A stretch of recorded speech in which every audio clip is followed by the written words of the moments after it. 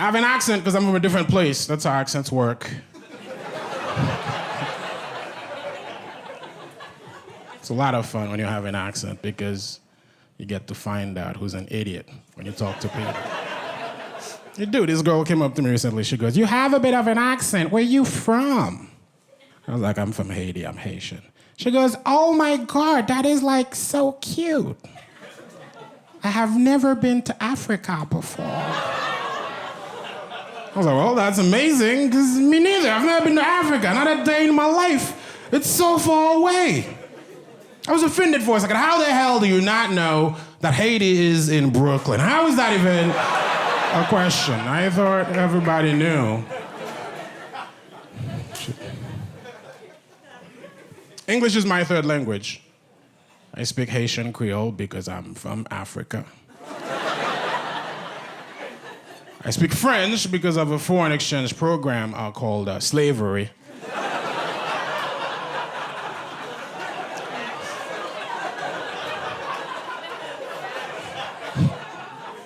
Get over yourself. The rest of this show is just slavery jokes. So.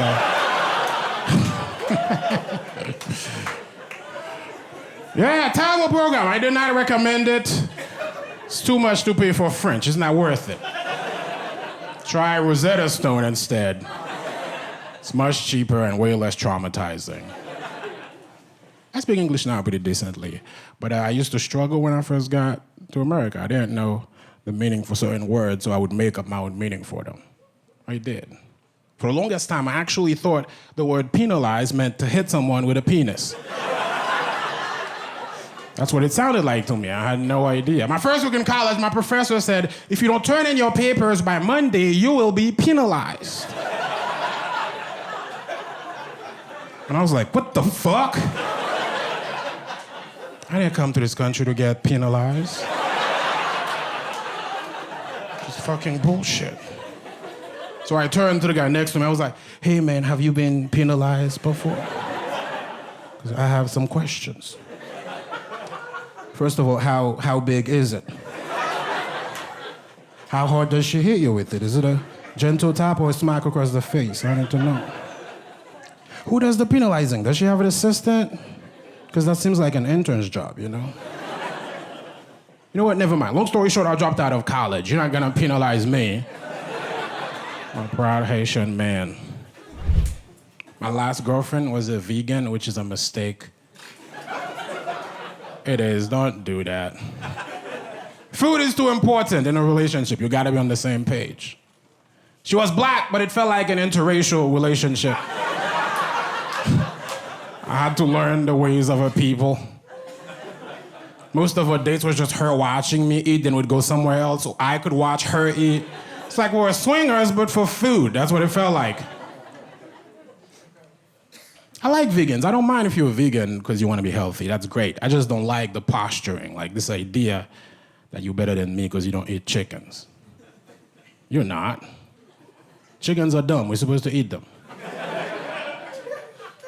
Have you ever seen a chicken catch a frisbee or ride a bicycle? They're idiots. You can teach them anything.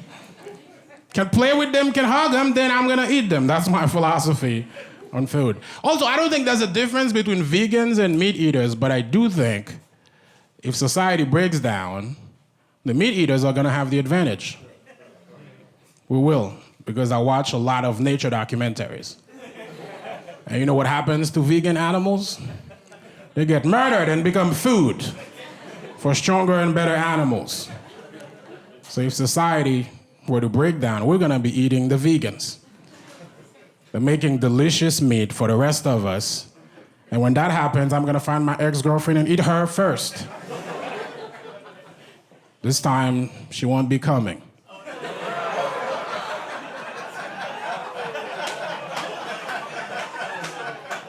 She'll be going.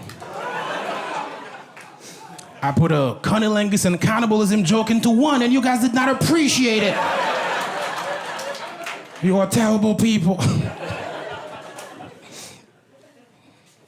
When you live here, you gotta go out to eat. That's a big part of it. Recently, I went out with some of my rich friends. And they go to places that I can't afford, you know? You ever go to a restaurant and every item on the menu feels like a life decision? You're like, if I eat here, I'm not gonna have a cell phone this month. What are my priorities? Do I need this steak that I can't even pronounce? Or do I want to be able to call my mom so she can hurt my feelings? What do I care about? The waiter came out. I was like, you know what? I'll have some water. I ate last week. I'm fine. Can hold it together. And I learned something very interesting about restaurants. People with money order food based on the name of it. That's what's interesting to them. That's all they care about. Broke people only care about the price. That's all that matters. Because when the thing came, my friends were like, I'll have the escargot, the sauteed quail, and the Cornish hen. And I was like, what the fuck are those things? When it was my turn, I was like, I'll have the $7.99. That's what I have. I don't care what it's called. That's what I can afford. What is it? Chicken vaginas? Yes, I'll have chicken vaginas for $7.99. I had no idea chickens had vaginas, but now I know. And I bet it's delicious if the egg is any indication. One time I told that joke and there was I don't know what you call it. There was a chicken scientist in the audience. I don't know the word. And she told me that chickens actually don't have vaginas. They have one little hole called a cloaca, and they do everything out of it. They pee out of it, they poop out of it, they fuck out of it. And I think that's why we eat chickens. We have more holes than they do.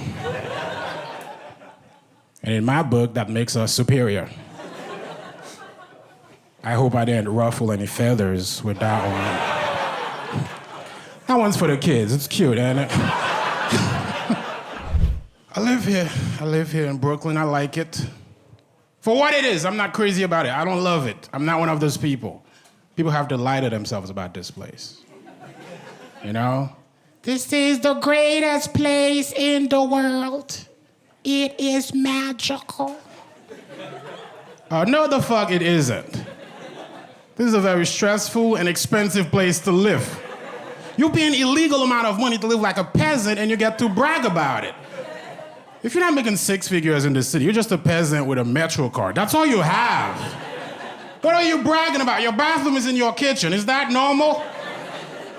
You want to take a shit while you're cooking? Is that the dream? Is that what you want?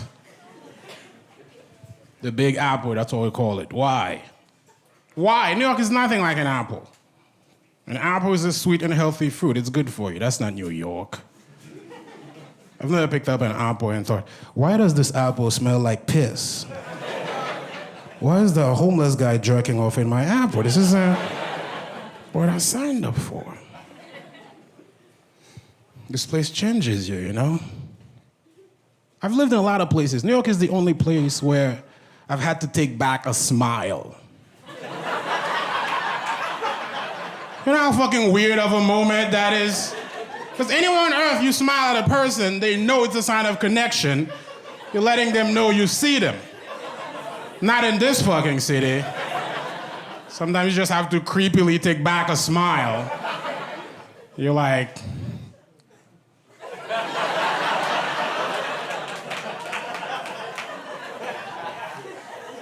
I saw this guy, he looked like he was having a bad day, so I smiled at him, and his response to that was, "The fuck you smiling at?" It's like, Jesus Christ, man. How much pain are you in? That's your answer to a smile. When you live here, you gotta take the subway. That's a big part of it. It gets you places, but it's filthy. It's one of the dirtiest places you can be in this entire country. Every time I come out of the subway, I feel like I made it. I do. Like, my immune system gets stronger every day, just dodging diarrhea and syphilis. Like I'm in a movie. You gotta be strong and resilient to live here, which leads me to this question. How does somebody live in the city? Every single day, you take public transportation every single day, and that same person is also allergic to gluten. That blows my mind. You are literally sitting on vomit and disease every day of your life, but somehow bread can kill you? That's what takes you down? You're too delicate for a biscuit, you weak piece of garbage. You're not gonna make it. Move to Kentucky or something. This is not for you. That's such a first world problem to have. I can't eat bread, it makes my tummy hurt. If you're allergic to bread, you know what that means? That means you've never been poor your entire life. Because bread is poor people's chocolate. When you're poor, you have to eat bread all the time. I'm getting used to first world problems because I'm from a place with real problems. We got real shit like, I'm from Haiti. Like, here's a problem there. Some kid has deadly diarrhea. They gotta take him to a hospital, but there's no car, so they rent a donkey, which takes forever because the donkey also has diarrhea. That's a real problem. No one makes it.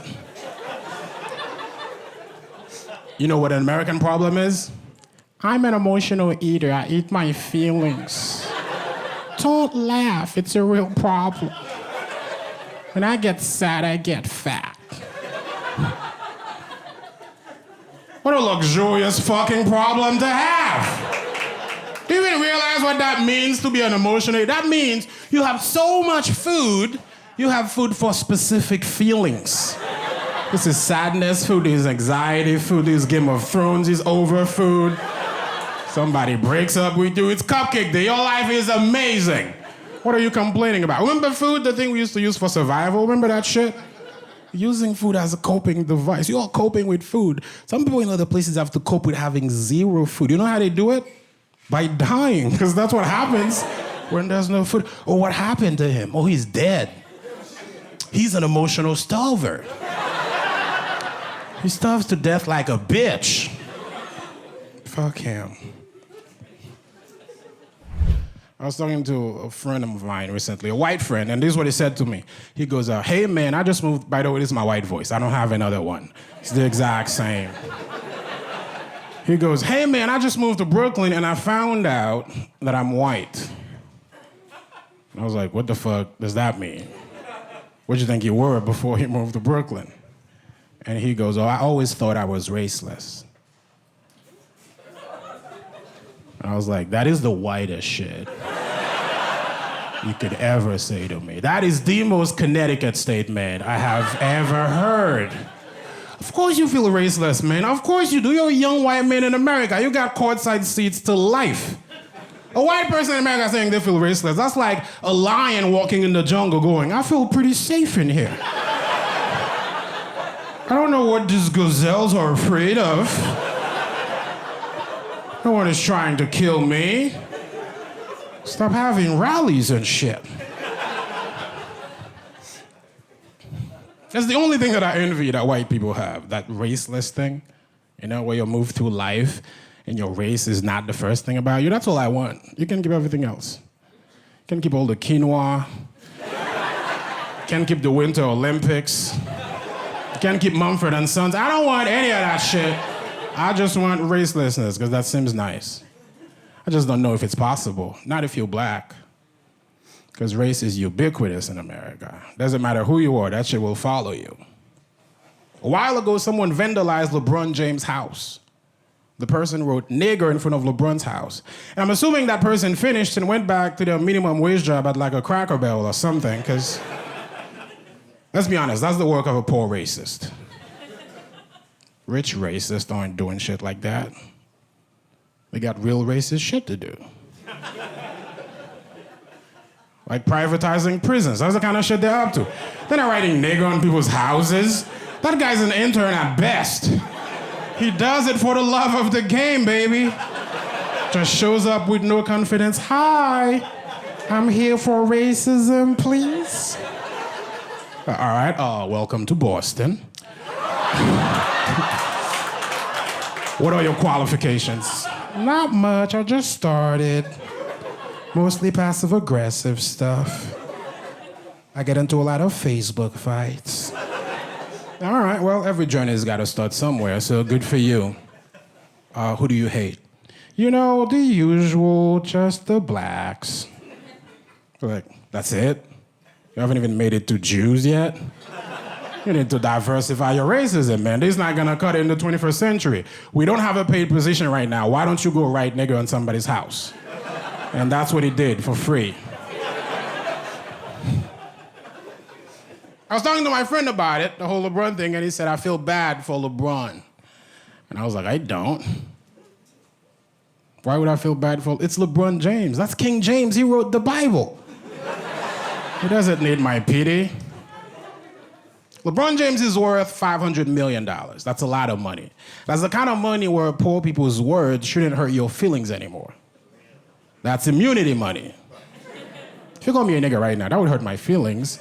But that's mostly because I'm still poor. That's the real reason. Has nothing to do with the word.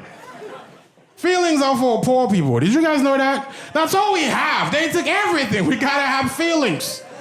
Poor people have so many feelings. You ever take the bus and see the amount of feelings on that thing?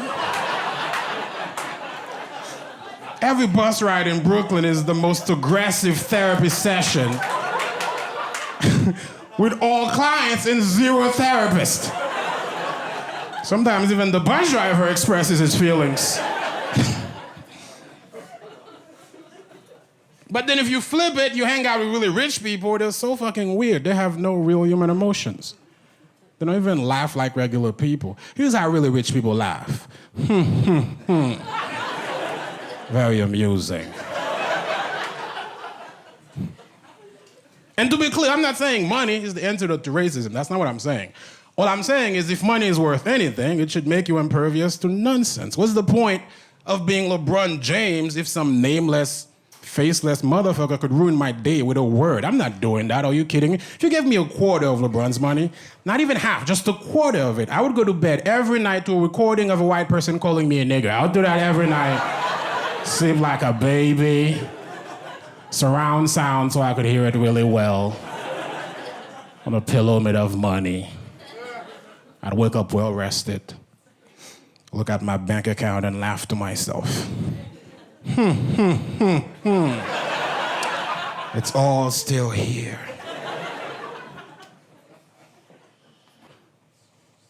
This is what I do as a job, as an immigrant, which is, you know, a little abnormal. That's not what our people like. My parents don't get this. They think I'm a clown with a microphone. My mother hates this, and she reminds me every time she gets a chance. She called me the other day. She goes, I failed as a mom because you were a comedian. Which is some heavy shit to say to your child. Jesus Christ, woman, I have feelings. But now she made it about her and took the responsibility away from me, and I could use that against her if I want to. If somebody comes up to me and they go, why do you do comedy? I'd be like, well, because my mother failed. It's not my fault.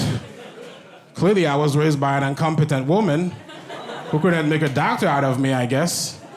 So I gotta talk to strangers on my birthday.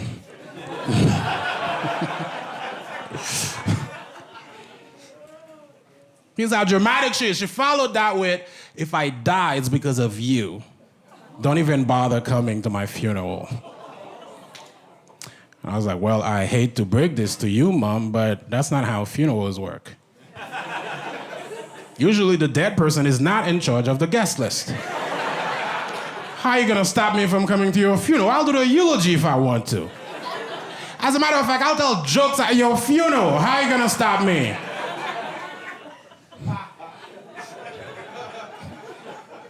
People get really sensitive when you talk about mothers because there's this assumption that if you're a mom, you're automatically amazing, which is bullshit. It's complete nonsense because mothers are people. People can be shitty, therefore mothers can also be shitty. You ever go on social media on Mother's Day just to see the lies that people tell about their moms?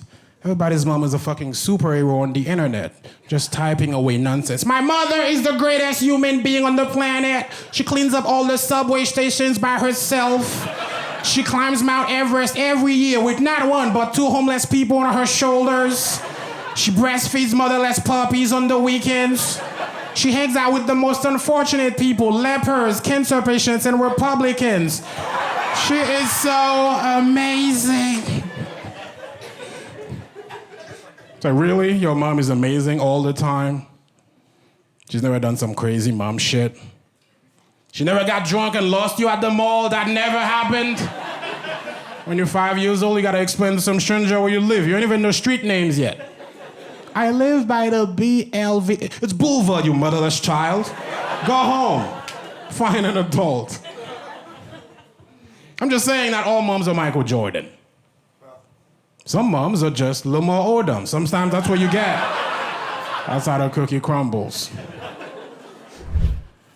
I was always really Christian, and then one day I discovered fun. So that was the end of that. They have a very strict no fun policy. I couldn't do it. I like fun. I remember the exact moment I stopped being religious. I was a teenage boy, and I went to this girl's house. Her name was Vanessa. And Vanessa let me finger her. And I was like, well, I'm never going back to church. This is what I've been praying for the entire time. Thank you so much, Vanessa, for showing me the light. The Lord does work in mysterious ways, huh? Would you believe that? Religion takes away a lot of stuff from you that's perfectly natural, but you feel so judged. It's like God, stop watching people. Just go do stuff in heaven. Let me live my fucking life here. Don't you have planes to prevent from disappearing, God? Jesus Christ. I love this job. I get to travel across the country. I was recently in San Francisco, really great town.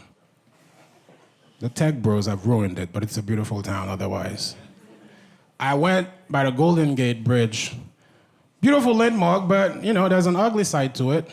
The day I was there, somebody jumped to their death, and I was like, oh, shit. So I talked to somebody who lived there, and they told me that's something that happens all the time. It's almost a daily occurrence. It's a hot ticket. Here's how I feel about suicide. If you're young, you're in your 20s, don't kill yourself. That's dumb. If life is hard, it could get better. Just wait it out. If you're over 40 and you kill yourself, I think that's fine. Because that's an adult decision. If you're over 40, you gave it a shot. You tried this life thing for 4 decades. You've seen the internet, you've seen Michael Jackson, you've seen the first black president. If you don't already like it, you're probably not gonna like it. Maybe it's not for you. Not everything is for everybody, including life. I empathize with people who kill themselves. Life is fucking hard. The other day I saw a dog and I was jealous of that dog. Because he was so much better at being a dog than I was at being a person. Dogs are really good at dog. You know what I mean? Because, they have a direct correspondence with their reality. But us, you just gotta figure shit out. You think dogs walk around going, am I being the best dog I can be right now? Should I stop licking my balls? Maybe go to college?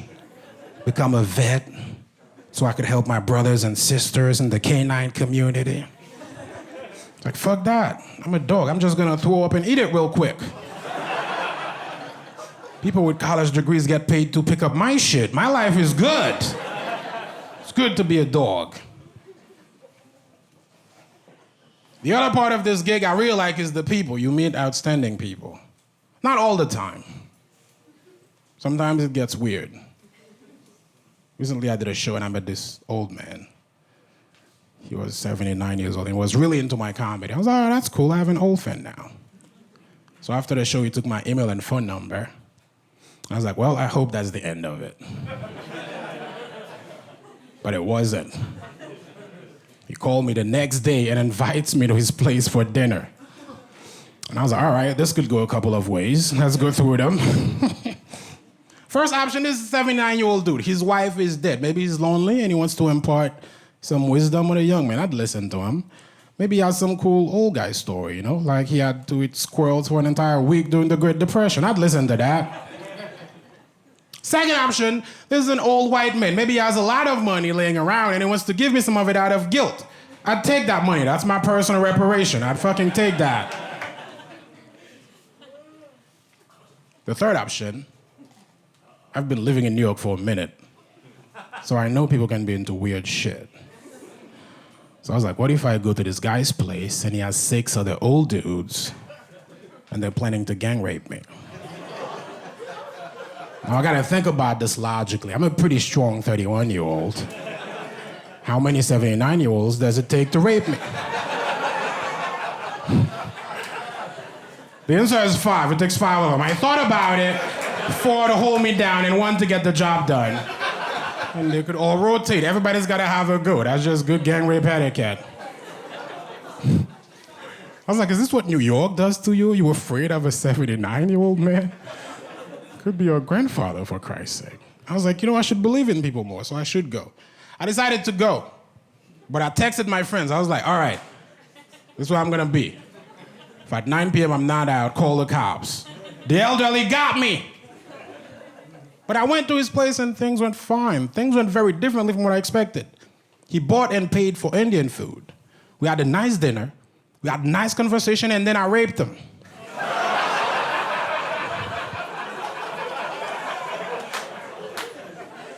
Because the best defense against a rapist is a much quicker rapist. So, beat them to the punch. That's my Me Too story.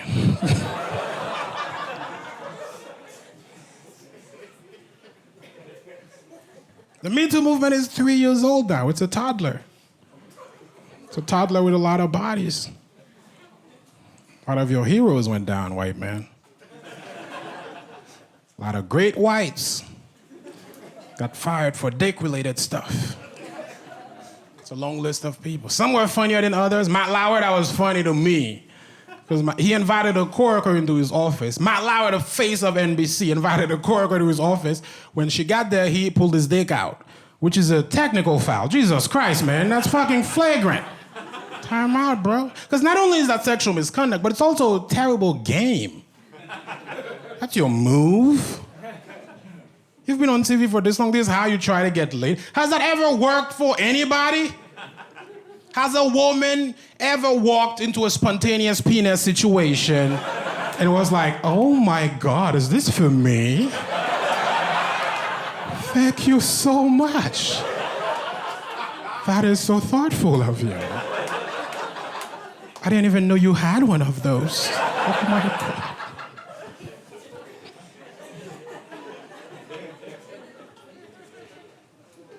Felt bad for the coworkers, the people that work with those guys, because they had to pretend they didn't know that shit was happening. But they know. Of course they know. If you work with someone long enough, you know who's a piece of shit. They tell you when you first get to the job. That, all right, welcome to CBS. This is Charlie. He's a good guy, but he pulled his dick out on Tuesdays. We're just letting you know. You don't have to work here if you don't like it. He makes us a lot of money. It's a terrible thing to happen to you ladies, so I support the movement. I support your right to get people fired for that shit. I can only empathize with it. But I also think we should be able to have an honest conversation about why it happens so much. We should be able to talk about the fact that men are just creepier than women. Because we are. I can't speak for all men, obviously. But I'm sure there's guys in this room who never have inappropriate sexual thoughts about their coworkers. If that's you, good for you. Godspeed. But I'm not built like you. I'm not. My experience of being a man is pretty much creep management. You know what I mean? It's a skill that you learn over time. Some men are better at managing it than others. I'm a creep, but I'm pretty good at managing it. I've never done anything to get fired for, but up here, it's fucking darkness, man. I commit atrocities in my mind all the time, but no one gets hurt because it's in my mind. That's the trick to life. Not every stupid thing in your head has to come out into the world. Just keep that shit to yourself. Manage your creep. Men are dumb, really. There's a lot of shit we could prevent if we made the right management decisions. We shouldn't use a livelihood over some shit you could have prevented. Matt Lauer pulled his dick out of work and that cost him a $26 million job. Some people do the same thing on the subway. It only cost them $275.